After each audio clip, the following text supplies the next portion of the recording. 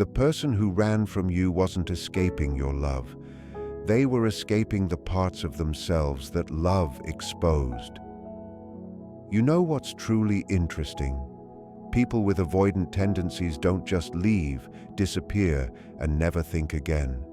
They move through a pattern that repeats itself, and when they come back, it is never random or impulsive. It always happens in stages, whether they admit it or not. If you've ever been left behind, if you've ever blamed yourself because someone drifted away and then suddenly returned as if nothing happened, pay close attention. Understanding these stages changes the way you read the whole dynamic and frees you from the confusion that keeps you stuck. When someone with avoidant traits pulls away, it's incredibly easy to fall into the trap of thinking you created the problem. You replay every conversation, every moment, every tiny detail that might have caused them to retreat. Your mind keeps cycling through the same painful questions. What did I do wrong? Why wasn't I enough? But the truth you need to hear, the truth that will finally take the weight off your chest, is that their withdrawal was never really about you. It wasn't about your value, your worth, or your ability to love deeply. Their distancing is rooted in fear. Fear of closeness, fear of emotional exposure, fear of being truly seen by someone who matters. And unless you understand that fear clearly, you will keep rewriting the story in a way that puts the blame on your shoulders. Avoidants crave connection, but at the same time, connection terrifies them. Imagine standing in front of a doorway you desperately want to walk through, but every time you move forward, a loud alarm goes off in your mind warning you that something terrible will happen if you enter. That is exactly what emotional closeness feels like for them. On one hand, they want love, presence, comfort, and partnership just like anyone else. On the other hand, their nervous system interprets intimacy as danger, as suffocation, as the risk of losing themselves. So when they retreat, they're not running from you. They're running from that internal alarm that screams inside their chest whenever the bond gets too real. When you don't understand this, you start bending yourself into shapes that don't belong to you. You shrink down, silence your needs, soften your truth, and walk on eggshells just to avoid triggering their fear again. But doing that only teaches your mind that you have to perform perfectly to be accepted. That isn't love. That is self-abandonment dressed up as loyalty. And you are not responsible for healing someone's fear when that fear was created long before you came along. Think about it. If they were emotionally secure, if they knew how to stay steady when feelings got deep, they wouldn't vanish the moment things got real. They would stay. They would talk. They would lean in instead of stepping out. So when they disappear, it isn't a sign you failed. It's a sign of what they haven't healed. And you cannot repair that by being quieter, kinder, easier, or less yourself. Because the issue isn't your desire for closeness. The issue is their inability to hold it. And here's the part that matters most. Just because they fear intimacy doesn't mean you should fear your own. Don't let their retreat train you to run from yourself. Don't let their silence convince you that your voice is too loud or your needs are too heavy. Don't let their walls convince you that your love is a burden. Their walls are not your responsibility. They are the ones who must choose to dismantle them. Your power begins the moment you stop asking, "What did I do wrong?" and start saying, "Their distance reflects them, not me." That shift changes everything. You break the link between your self-worth and their behavior. You stop waiting for their reassurance to feel enough. And when you stop internalizing their fear, you step back into your own strength. You stop begging for a connection that should never require begging. You stop chasing someone who is running from their own heart. Yes, it hurts. Yes, the rejection hits you at your core. But their rejection isn't proof that you lack worth. It is proof that they lack the emotional capacity to stay, If you can hold that truth inside you, you stop asking the wrong questions. Instead of wondering how to become small enough for someone who fears closeness, you start asking yourself real questions. Do I want to keep living in a relationship that pulls me in only to push me out? Do I want a love that demands my disappearance just to survive? Do I want to tie my heart to someone who runs every time emotions get intense? The answer is never to push harder for their presence. The answer is to stop abandoning yourself, because you are not unlovable. You are simply facing someone whose fear of love is greater than their ability to receive it. And no matter how brightly you shine, if someone closes their eyes, they will never see it. That is their blindness, not your failure. Once you really understand this, you stop letting their cycle control your peace. You learn to breathe again, even in their absence. You learn to trust that intimacy is not dangerous, even if they think it is. You learn that real love is not meant to feel like a battlefield of uncertainty. Real love expands you. Real love stays steady. Real love doesn't retreat every time emotions rise. That is why their withdrawal cannot define you. It was never about you to begin with. And after they pull away, the next stage they enter is subtle but incredibly misleading, the stage of false relief. In this phase, the avoidant convinces themselves that stepping away from closeness was the best choice they could have made. They feel lighter, as if they escaped a pressure they couldn't handle. They confuse intimacy with confinement, and pulling back makes them feel as though they finally took a deep breath after holding it in for too long. Their internal world feels calm, open, and temporarily free. But what feels like freedom to them feels like abandonment to you.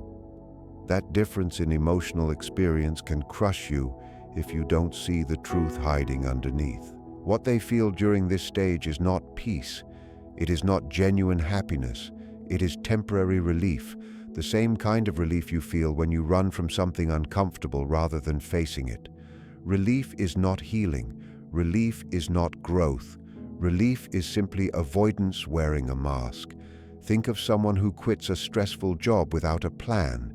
In the first few days, they feel powerful and unburdened. But soon, the reality catches up with them. Their relief fades and panic slips in. That is the nature of false relief. It is built on escaping, not resolving. And avoidance always circles back with consequences. Meanwhile, you, the person left behind, interpret their relief as a sign that you were the issue. You see them acting unbothered, even content, and it cuts into your heart. You think your presence was too much. You think your love suffocated them. But their relief is not about escaping you. It is about escaping the uncomfortable emotions that closeness awakens in them. The fear of depending on someone, the anxiety of being vulnerable, the echoes of old wounds from childhood or previous hurt. You didn't create those feelings. You simply activated them. When an avoidant walks away, they are not actually walking away from you. They are running from the parts of themselves they don't want to confront. But the problem with false relief is that it tricks them into thinking they made the right choice. They tell themselves stories to justify the distance. I'm happier alone. Relationships are too stressful. I need my space. These narratives give them temporary control, but beneath those stories is a truth they cannot outrun forever. Humans are built for connection. No amount of denial erases that need. That is why their false relief eventually breaks down. It starts to crumble when the silence becomes too loud. It fades when they no longer have someone to share their small daily wins with. It weakens when the nights feel too long and the emptiness begins to sting. Their imagined freedom begins to taste like loneliness. False relief is like a sugar rush. It feels good for a moment, but the crash always follows.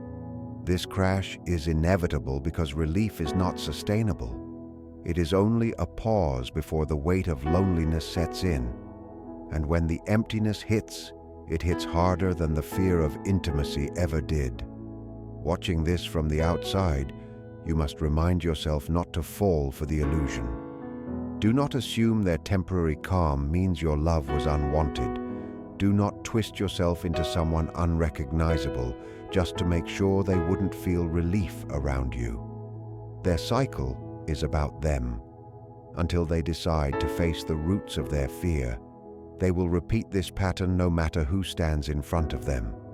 You cannot fight this stage for them. You cannot love them so perfectly that they skip their internal cycle. What you can do is stay anchored in your worth. Their relief is not a reflection of you. It reflects their fear. It reflects their avoidance. And recognizing that difference is the beginning of your strength. Their perception is that distance equals peace. But that perception is not reality. Reality is that their relief is only temporary because the heart eventually misses what mattered. And when loneliness finally returns, they will realize that what they ran from was not you. It was the truth they were afraid to face within themselves. The truth is that freedom without genuine connection always turns into a kind of loneliness. Their belief is that walking away from you solved the problem. But the real truth is that stepping away only delayed the unavoidable moment when they're forced to face the emptiness inside them. Their perception is that feeling relief means they made the right choice, but in reality, that relief simply means they escaped. And escape never brings lasting peace. So when they experience that temporary rush of independence, don't take it as proof that you were the issue. Don't assume their lightness means you were heavy. Instead, see it for what it is, a moment, not a destiny, a pause, not a cure. It is the thin space between fear and longing, the quiet breath before the memory of you hits them again with full force. And if you can hold that understanding close, you won't let their illusion crack your self-worth. You'll recognize that just because they feel lighter right now doesn't mean you were a burden. It means they weren't prepared to handle the weight of real intimacy, the kind of closeness that demands emotional presence and courage. And once you see relief for the illusion it truly is, everything shifts. You stop running after the wrong kind of validation. You stop trying to compete with the false freedom they believe they discovered. You stop mistaking their avoidance for your inadequacy. Instead, you ground yourself in reality. Real love does not suffocate. Real love does not trap. Real love never needs to be escaped from. It only feels suffocating to someone who has never learned how safe it is to stay. There is a moment in the avoidance cycle that shifts everything, and most people never see it coming. After they've pulled away, after they've convinced themselves that distance equals clarity, after the first wave of false relief begins to fade, something unpredictable happens. You come back, not physically, not through a message, but through the mind. They start seeing you everywhere, and it unsettles them in ways they don't talk about. A simple song plays in the background, but it's suddenly not just a song. It becomes a memory. You singing along in the car with that tone they secretly loved. They scroll past a random photo, and it brings back the exact expression you had when you laughed at something silly they said. A familiar scent drifts by, and without warning, it drags them back to a moment they thought they had erased. This is the haunting memory, and it is one of the strongest stages of an avoidant cycling back toward you. What makes this stage so overwhelming is that it bypasses all of the mental justification they used to push you away. Until this point, they've been feeding themselves stories, that they needed space, that the relationship was too heavy, that being alone was easier. But haunting memories are not polite. They don't knock. They don't ask. They arrive uninvited and pull them into a space they cannot control. The haunting memory is not just about missing your presence. It's about how their body remembers you, the way their nervous system relaxed around you, the way their chest felt a little lighter when you were near, even if their mind refused to accept it. This is what gives the memory so much power. They cannot reason it away.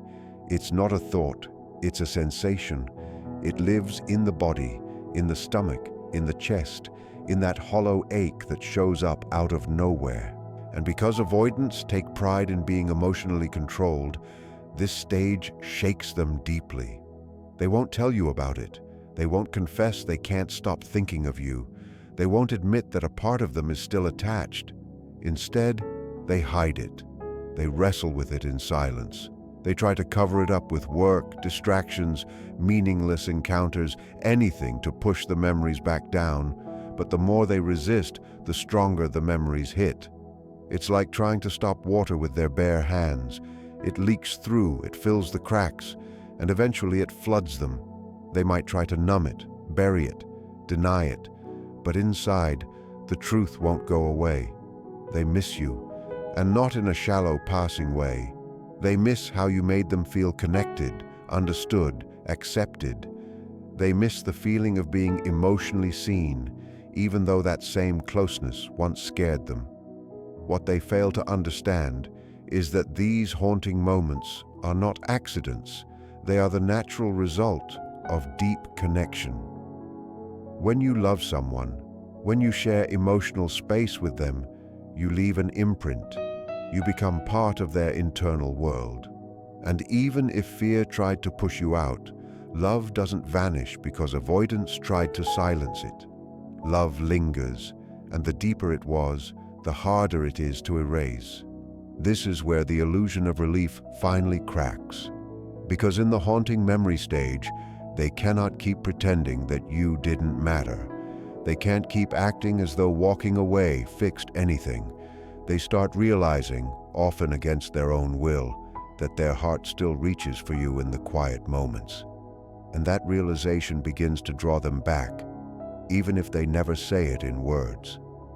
For you, the haunting memory stage hurts and heals at the same time. It hurts because you sense it without them ever admitting it. It heals because it proves what you already suspected. You are not forgettable. You are not replaceable. You are not just a moment in their life. You mattered in ways their fear could never erase. And even if they never confess how often you appear in their thoughts, know this: the haunting memory is real. It is the force that softens their distance and gently pulls down their walls. And that is what sets up the next stage. When the memories get too loud, too persistent, too difficult to ignore, something else begins. The silent check-in, the subtle return, the small signs of curiosity, and it all begins because of the memory they couldn't shake. The silent check-in is one of the quietest yet most revealing stages of an avoidant coming back. It rarely arrives with a dramatic gesture. It doesn't come with a deep apology or a sudden confession. Instead, it slips into your world almost invisibly. Maybe they like a photo you posted weeks ago. Maybe their name appears repeatedly in your story views after months of distance. Maybe they send a brief text, something that feels so small compared to the silence they left behind. Something like, "Hey, how's everything?" As if nothing ever happened. To someone who hasn't lived through this dynamic, it might seem meaningless. But if you've felt the push and pull of an avoidant connection, you know exactly what it is. This stage is not an accident. It is the moment when the memories become too heavy to ignore. What makes it complex is that it's rarely a step toward full connection. They're not ready to confess everything. They're not ready to explain why they ran. They're not ready to say they still care. What they are doing is gathering information. They want to know if you're still emotionally available, if you still think of them, if the door they closed is still unlocked. They want reassurance without risk. They miss you, but they fear rejection. They long for closeness, but they panic at vulnerability. So instead of stepping toward you fully, they send tiny signals to see how safe it is. For you, this stage can be frustrating. After the silence, after the emotional confusion, after the hurt, A simple "hey" can feel insulting. You want clarity, you want truth, you want accountability, but avoidance does not move through honesty first. They move through safety. They approach slowly from the side, not head-on. They watch, they observe, they test. It's their way of saying, "I can't stay away, but I'm scared to come close." This is why the silent check-in matters, because it reveals what their pride hides. It shows that even in distance, they were never indifferent. For all their claims of independence, for all their attempts to appear unaffected, they still look back. If they didn't care, they wouldn't check. If you didn't matter, they wouldn't come near your world again, even silently. But here's where your strength comes in. When they check in, you control the response. You don't owe them instant access. You don't have to reply quickly. You don't have to open the doors they walked away from. Their small signal is not a promise, it's just information. Information that they still feel the connection. Information that their avoidance never truly erased you. What you choose to do with that information is your choice. Many people jump the moment an avoidant returns. They treat breadcrumbs like a full meal. They rush back because the attention feels validating after the silence. But that can lead to repeating the same painful cycle.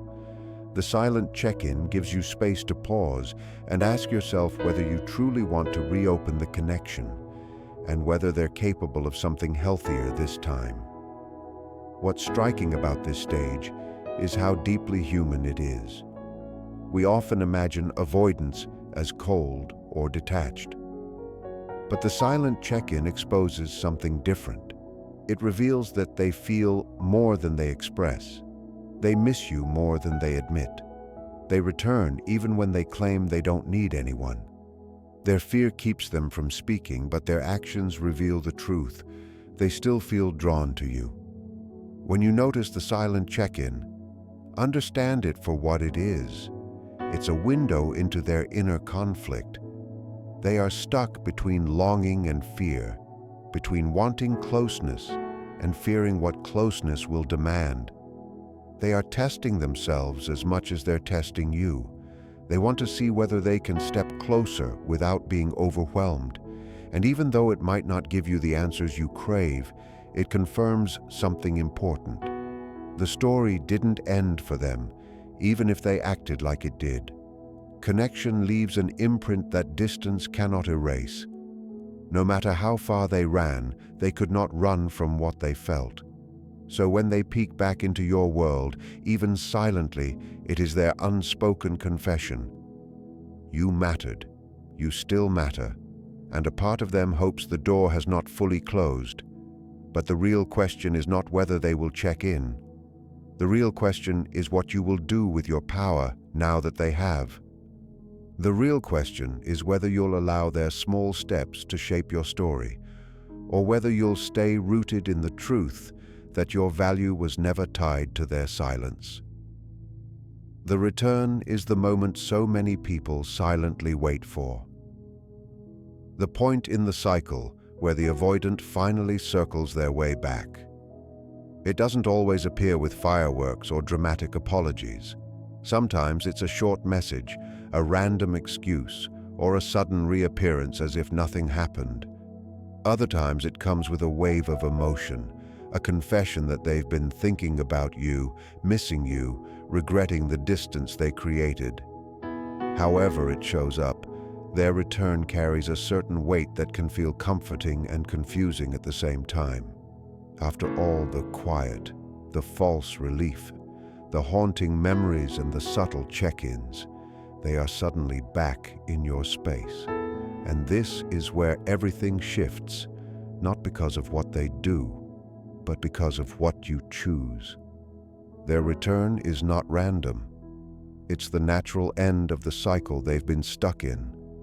When the memories of you become overwhelming, when the silent check-ins don't give them the reassurance they want, they push through their fear just enough to take a step. For them, that step is huge. It means they've wrestled with their inner conflict and decided, at least for now, that closeness is worth the risk. It means their longing outweighed their fear. But the truth is, this return is not only about them, it's about you. Because when they come back, you are the one who holds the power to choose what happens next. Many people mistake their return as proof of unconditional love, as evidence that the avoidant finally understands what they lost. And sometimes that's true. But in other cases, the return is less about love and more about comfort. They miss the safety you gave, the way you understood them, the familiarity of your presence. That doesn't always mean they're ready to do the emotional work needed to maintain the connection. This is why you must approach their return with clarity rather than desperation. The fact that they came back shows that you mattered. The real question is whether their return deserves another chance. When they re-enter your life, notice how they show up. Do they come with ownership, acknowledging the pain their pullback caused, ready to improve? Or do they slip back in like nothing ever happened, acting as though the silence meant nothing? Their approach reveals everything about their emotional readiness. Because a return without growth is just a reset of the cycle. They will withdraw again, and the haunting memories will come back, and the silent check-ins will start again, and so will your confusion. But a return with awareness is different. That's where change can begin. This is the stage where your boundaries matter the most. It's easy to let their presence overshadow the hurt they caused, to welcome them back simply because you missed them. But if you do that without thinking, you risk handing back all the power you gained. Their return is your chance to stand strong, to ask yourself whether you want them back or whether you're just craving the comfort of something familiar, to decide whether they've genuinely earned a place in your life again or whether their return simply proves that you were never the problem in the first place. This is also the moment where you can finally stop chasing. In this dynamic, you often feel like the one trying to hold everything together, trying to show your worth, trying to close the distance they created.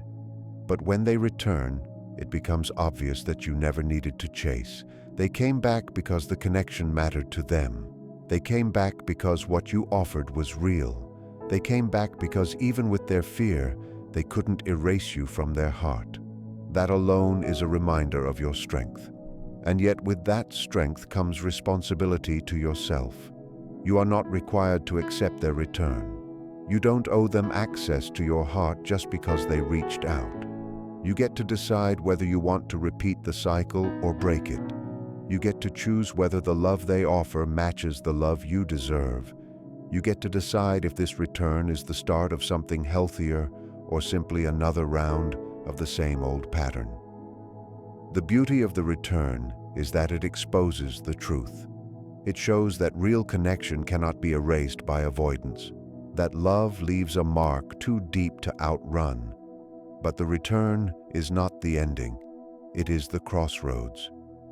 When they step back into your life, the real question isn't whether they will stay. The real question is whether you will allow them to stay. Because love is not proven by someone coming back.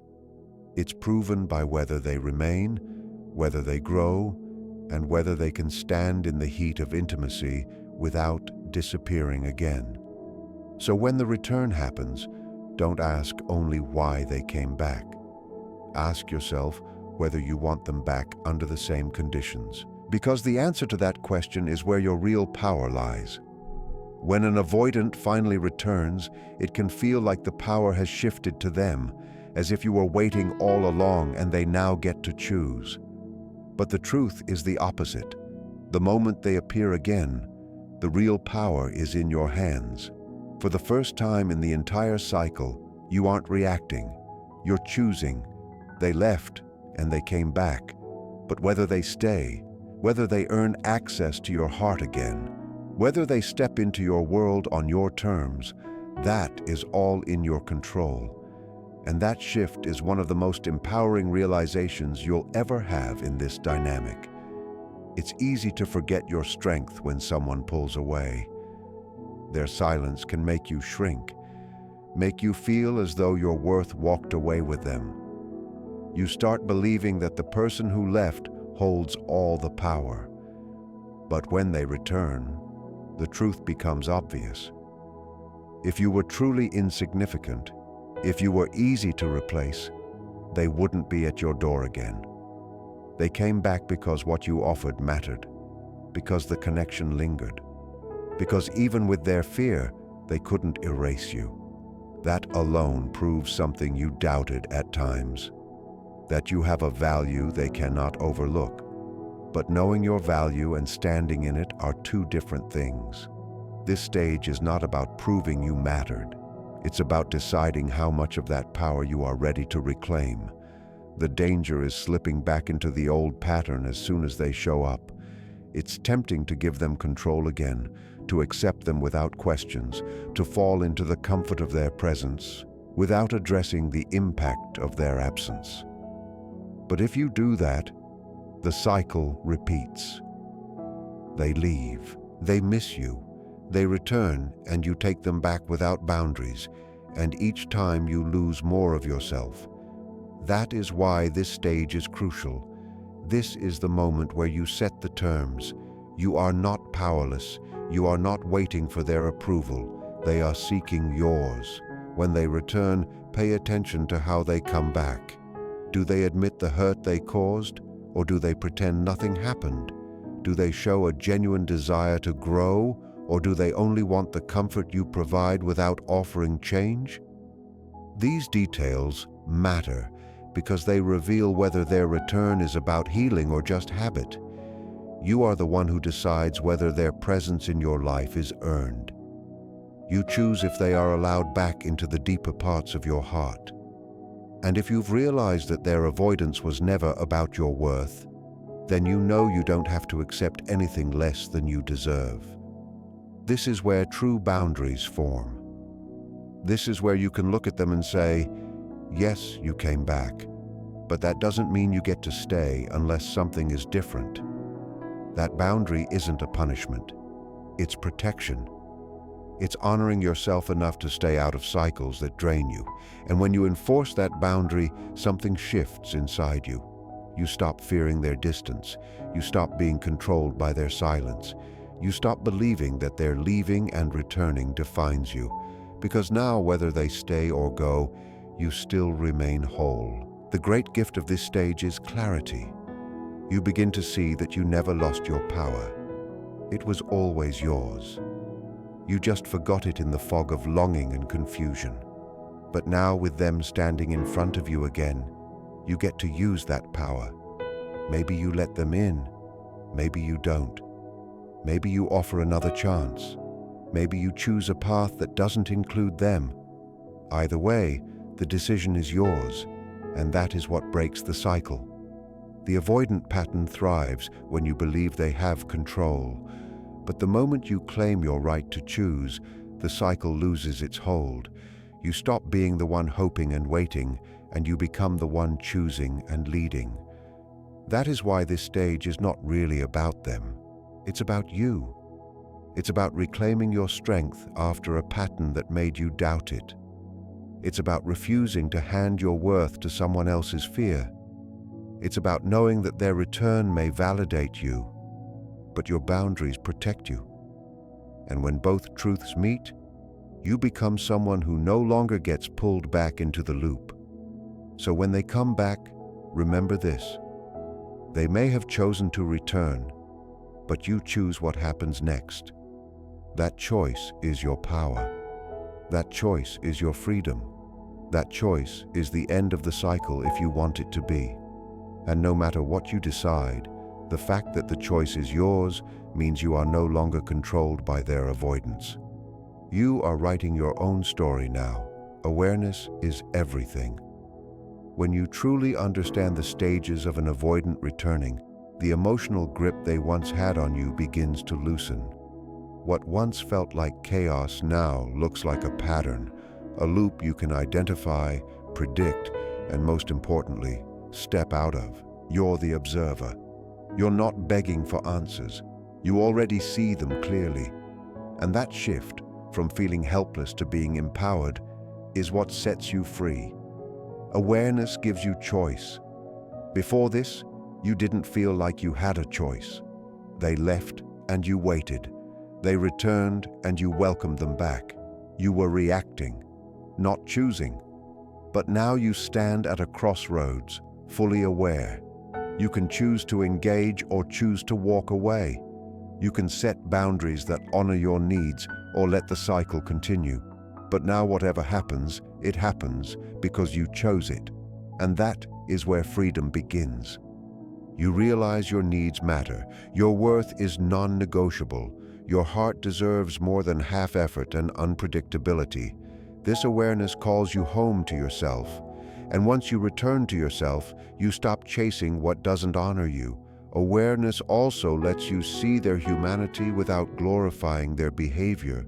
You stop imagining their return as fate or destiny and start seeing it for what it is, a reflection of their inner struggle. They leave because closeness scares them. They come back because distance hurts them.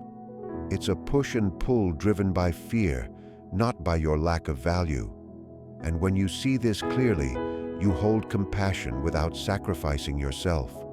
You stop confusing their patterns with your worth. You stop confusing their silence with your failure.